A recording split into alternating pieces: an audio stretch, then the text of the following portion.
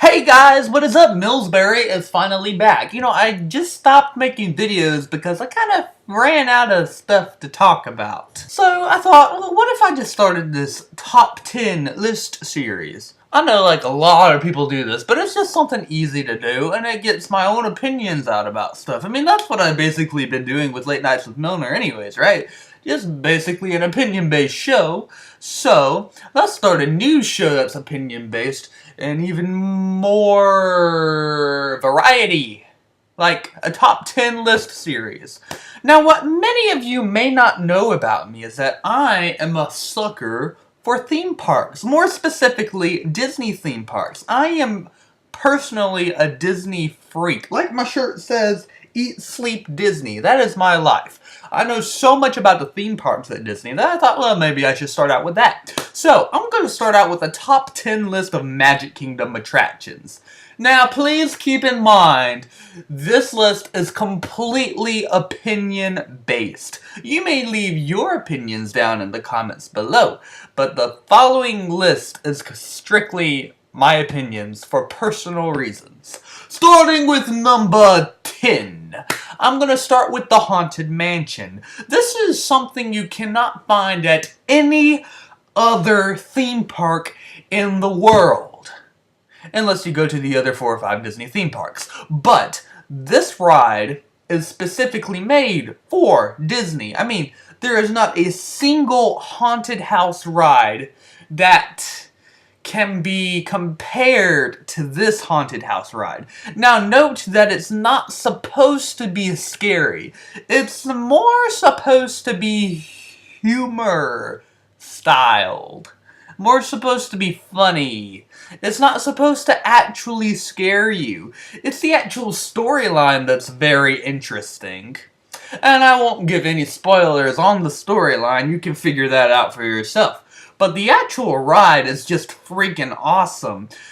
And though it may be kind of dated from most people's perspectives from the average park guest. The average park guest may get off saying, hey, you know what, that kind of sucked. But there's a lot of nostalgia behind the ride. Lots of nostalgia. This is a unique ride that you cannot find anywhere else, and I personally love the theme song, Grim Grinning Ghosts. I can play that on the keyboard if I wanted to. Number 9. Not 9? Is that 9? Or would that be flipped with my... I'm not even going to try to do the hand motions. Number 9 is going to go to Pirates of the Caribbean. Interesting fact. Pirates of the Caribbean, this ride was not supposed to originally be built at Magic Kingdom. It was supposed to only be at Disneyland. But, due to popular demand, Disney built this ride for Magic Kingdom. It's not the full ride as it is at Disneyland because it was more of a rushed project. Disney did not think that anybody from the Florida side of the country would be interested in a ride that focuses on the Caribbean, whatever way you want to pronounce it. But, due to popular demand, they built it, and so we got this rushed version. Now, if you were to compare this ride to the Disneyland version, I would not put this on a top 10 list. But, since it's specifically Magic Kingdom attractions, this is going to go in place of number 9. This ride is... it's pretty good, but don't expect a bunch of drops. There's one drop. Spoiler alert, but there's one drop. It's more of a dark ride. It's a water ride, but it's a dark ride. Still, lots of nostalgia behind this ride as well. This is one of Magic Kingdom's last remaining but classic attractions per se. So, yeah, it's very interesting. Very, and the ride was actually updated a few years ago to include the Jack Sparrow animatronics, which animatronics, by the way, means robot, the more you know. Which is really odd because the Jack Sparrow animatronic figures look so much more realistic than the original figures that exist in the Pirates of the Caribbean attraction, but whatever. It's a great ride. Number 8. Figure Snap 8. Yeah, that's right. We moved from Z-Snaps to Figure 8s. Number 8 is going to go to Carousel of Progress. The average park guest skips this ride altogether. But the reason why this is on my list is because of the nostalgia. This is the last attraction that Walt Disney personally touched. Like, literally touched this ride while it was being created. It opened in the 1964 World's Fair, then it came to Disneyland, and then it moved to Disney World. And this ride is just like buttload of nostalgia. I've said that like in the past 2 already, but nostalgia is very, how do I put this? It makes Disney World special, unlike a park like Universal Studios or SeaWorld or Busch Gardens. There really isn't that much nostalgia to their attractions. But the nostalgia in a Disney World attraction, for a Disney freak, as I would say, you know, it's special to the Disney fans because Walt Disney personally created this attraction. It's a revolving stage, not a revolving stage, my bad. It's a revolving theater. There are 4 theaters. I can't think. The audience rotates in a circular motion, and there are 4 stages in front of you, and as you move from scene to scene, there's a great big beautiful tomorrow, and it focuses on like the changes throughout the years of technology and stuff.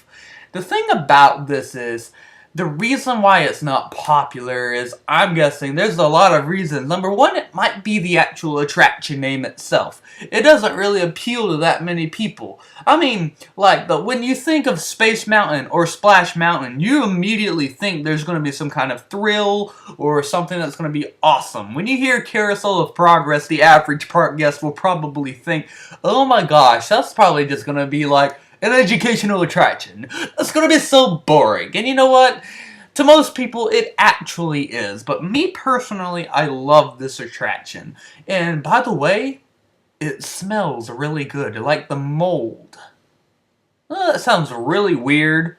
But trust me, you walk in that theater and you tell me it don't smell good. Same with Pirates of the Caribbean. Number 7 on my list is gonna go to Big Thunder Mountain Railroad. Now this roller coaster, that's what it's called. Yes, roller coaster. This roller coaster is usually overlooked by a lot of my friends who go there. They think it's not going to be all that thrilling, but really, this coaster is a lot longer and a lot more thrilling than you think it's going to be at first.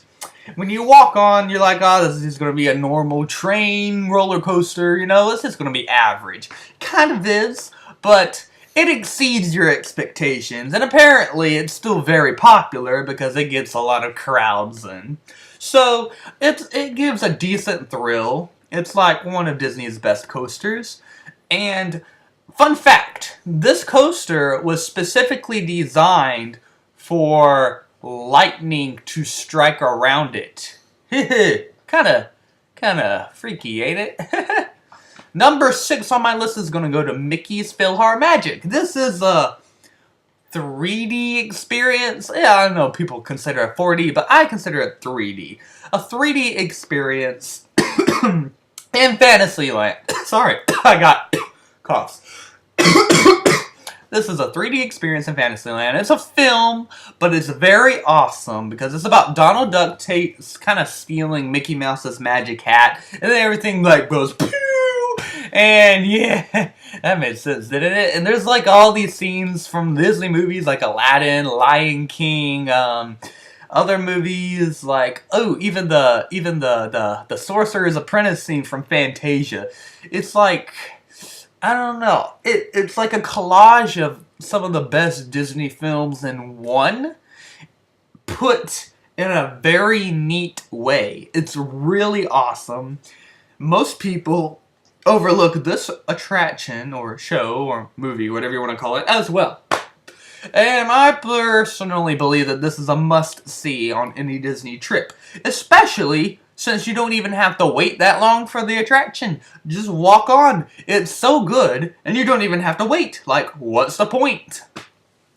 And number 5 on my list is very, very, very personal to my opinions. It's the Country Bear Jamboree. Yes, I said it. I actually have a thing for animatronic shows. This one is my all-time favorite animatronic show in the entire Walt Disney World Resort. Now, an animatronic show is a show performed by robots. Pretty simple, right? Country Bear Jamboree is my childhood. I would beg my parents to ride this at least, to see this at least like 3 to 4 times in one trip. And the best part about it is there's no queue line because it's a show and it takes in a buttload of people per show. And I don't know, I've always liked it for some reason. It's funny, and I think I have the whole thing memorized by now. Yeah, call me a geek, but that's pretty much the truth of it. It was upgraded a couple years ago-ish, and the show has been shortened to just the most entertaining points, I guess. And the bears have new, like, costumes and stuff. But my favorite part of the whole show is Big Al, because he reminds me of my Uncle Chris. Yeah, now I'm from South Carolina, and there's a lot of country people around me. I mean, that might contribute to the fact that I like this show a lot. I relate to it. I'm surrounded by people like the characters are in the Country Bear Jamboree. It's also the last attraction that Walt Disney thought about creating. The very last one. It was originally supposed to be created for a ski resort, but instead, those plans were scratched, and it eventually opened up in Walt Disney World. This is also one of the few attractions that opened in Walt Disney World before Disneyland. And just to let you know, Disneyland's version of Country Bear Jamboree, which is now replaced by Winnie the Pooh, it was a lot higher quality than Disney World's, even currently.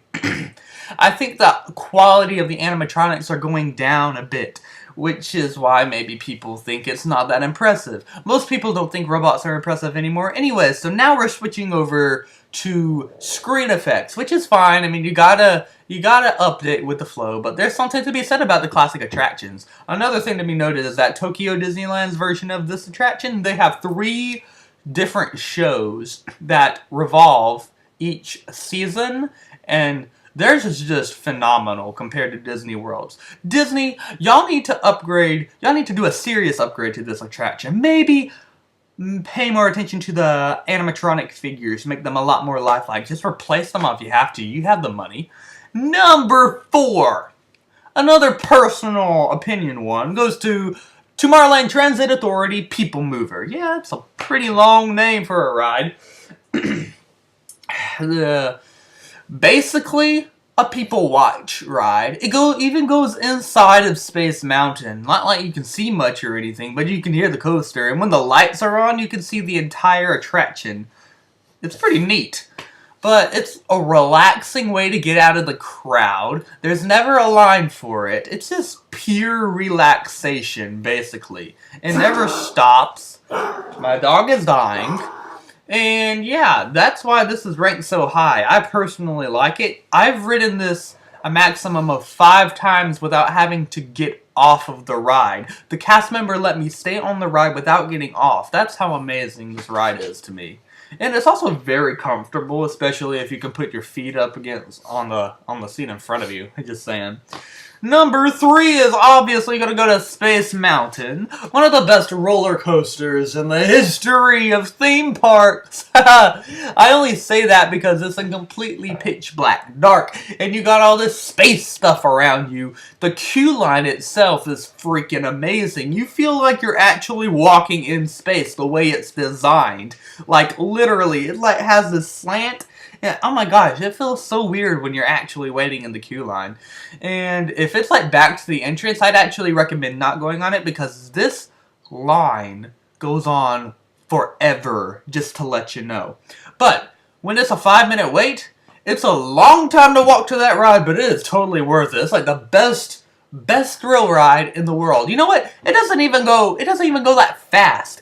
It would actually suck really badly if the lights were on while you were riding. But since it's in completely pitch black dark, and you have all these comets and stuff flying around you overhead, like projection on the ceiling of the entire building is like space, It makes it freaking awesome. You don't know where it's gonna turn, so it'll jerk you unexpectedly. That's how awesome it is. Number 2 is going to go to a most recently opened attraction in the new Fantasyland area, Under the Sea Journey of the Little Mermaid. I'm also a member of the forums on WDW Magic, and to let you know, the major Disney theme park critics hate this ride to death. Just to let you know. I wouldn't say maybe hate, but very, very dislike it. But I don't understand why they do. It's a dark ride. The average park guest is going to like this dark ride. It's probably the best dark ride on theme park property, probably behind Haunted Mansion. The animatronics are awesome. I mean, some are very stable, but I mean, it basically gives you the entire plot of The Little Mermaid. It's a lot higher quality than the Snow White ride and Peter Pan's Flight. I mean, yeah, you're gonna like boo me. Yeah, just boo me because those are classics, Milner. They have to be like that. That's how it was during park opening. Well, you know what? There's always time for change. I personally think Peter Pan's Flight could be upgraded immensely. It could be expanded. It's like, what, a minute long? I wait an hour for a minute long ride? It's not even that great. I'm gonna die from talking about this. Stable figures. If you turn on the lights, there's dust flying everywhere. Time for an upgrade, Disney. Replace all those stable statues and dolls with some realistic movement. That would be freaking awesome, but right now, it's like a ride through a Peter Pan museum. It kind of sucks. You drive by, you fly. You fly by this paper mache volcano. I'm sorry, I'm getting way off topic here. I need to do something like the worst theme park rides ever. I'm going to do that next. But back on topic, Under the Sea, Journey of the Little Mermaid. I personally love this ride. Now, I'm pretty sure that I would have put Seven Dwarfs Mine Train in this list somewhere, but since I haven't ridden it yet, I'm not going to put that on there. I have seen videos, it looks pretty neat. But yeah, Journey of the Little Mermaid Dark Ride, I give it a full. And you don't even have to wait that long for that ride either, because it's an Omnimover ride, which means that all the cars are connected and it never stops. Never, ever, ever. I love it. The number 1 favorite ride in the entire Magic Kingdom park is going to go to Splash Mountain. Mainly because it is the freaking best log flume ride you will find anywhere in this entire country and in the entire world. Unless you're going to compare it to Disneyland Splash Mountain, but since we're talking about Magic Kingdom Splash Mountain, we're going to stick with that. It is awesome. It has the mixture of a dark ride and a log flume ride. You don't get too wet on the ride either. Like Dudley Do Ride at Universal Studios, you get immensely soaked to the point that it's very, very uncomfortable. But Splash Mountain, it does not get you too wet, but you do get wet. I almost messed up that sentence. The animatronics in the ride are awesome. If it's your first time riding this ride, you never know when the next drop is going to come. There are so many drops in this ride. I will say that the Disneyland version is better because it is a lot longer than this one. Magic Kingdom's is shorter, but I mean, what can you do about it? It's an awesome, freaking awesome attraction. I personally recommend it to everybody who goes to Magic Kingdom. And that is my list. Let me know if you like this series so far. I think I did pretty good with this one. Alright, I'll see you later. Bye!